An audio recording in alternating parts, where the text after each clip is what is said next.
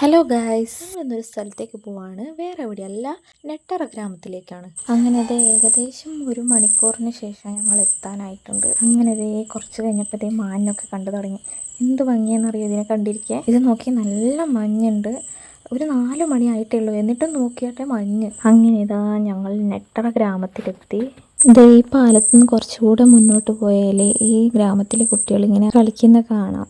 എന്ത് ഭംഗിയാണെന്നറിയോ ആ ഒരു കാഴ്ച കാണാനായിട്ട്. പിന്നെ അതിലെ കൂടെ ഇങ്ങനെ നടന്നു പോകുന്നില്ലേ, അതിലെ കൂടെ നടന്നിട്ടാണ് അപ്പുറത്തെ സൈഡിലേക്കൊക്കെ പോവുക കേട്ടോ. നല്ല ഭംഗിയായിരുന്നു അവിടെയൊക്കെ കാണാനായിട്ട്.